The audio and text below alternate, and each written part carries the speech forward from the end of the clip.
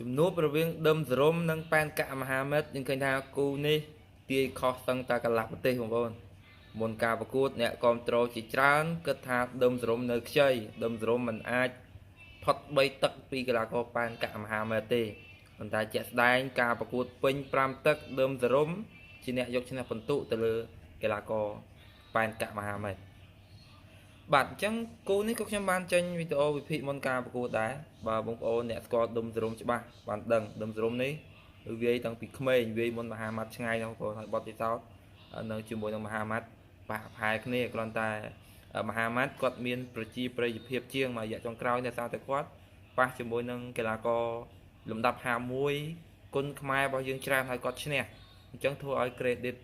របស់គាត់ឡើងខ្ពស់បាទអញ្ចឹងតាមរយៈការប្រកួតយប់មិញនេះធ្វើឲ្យដើមសរមកាន់តែមានកេរ្តិ៍ឈ្មោះមានប្រជាប្រិយភាពនិងមាន credit ឡើងមួយកម្រិតទៀតហើយបងប្អូនដែលបងប្អូនបានដឹងហើយមុនការប្រកួតមានការលើកឡើងច្រើន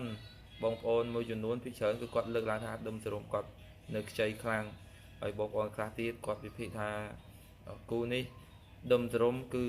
មិនផុត3ទឹកពីមហាម៉ាត់ទេហើយក៏មានការលើកឡើងផ្សេងទៀតតាក់ទងទៅនឹងអ្នកទាំងពីរបាទអញ្ចឹងការប្រកួតយប់មិញនេះពេញ5ទឹកដុំសរមប៉ះជាមួយនឹងមហាម៉ាត់យើងឃើញថាល្អមែនតើបងប្អូនហើយមហាម៉ាត់យប់មិញនេះអាវុធរបស់គាត់វាយមកក៏រៀងប្លែកខុសរដងកីឡាករមហាម៉ាត់គាត់បុកចូលបោះជង្គង់ម៉ាត់ទាត់កែងមកកាផ្លេប៉ុន្តែយប់មិញនេះ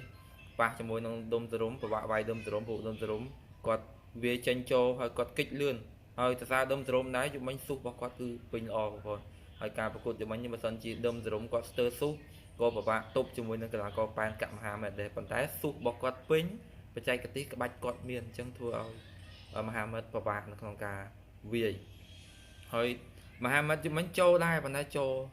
ត្រូវរបស់ដុំសរមដែរហើយដុំសរមក៏មិនថយរត់លេះឡាស់ពេញរេញទេបងប្អូនគាត់ថយវាយតាមបច្ចេកទេសរបស់គាត់គឺបានល្អមែនតើសម្រាប់ការប្រកួតជំនាញនេះហើយឃើញថាចប់ការប្រកួត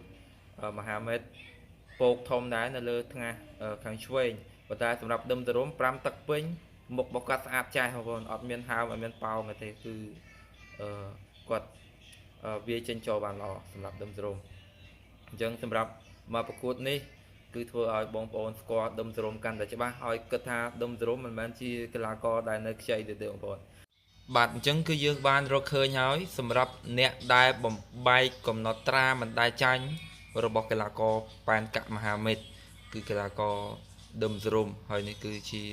ការចាញ់លើកទី1នៅក្នុងអាជីពគុណខ្មែរផងដែរសម្រាប់កីឡាករប៉ែនកៈមហាមិត្តអញ្ចឹងចូលរួមសោកស្ដាយសម្រាប់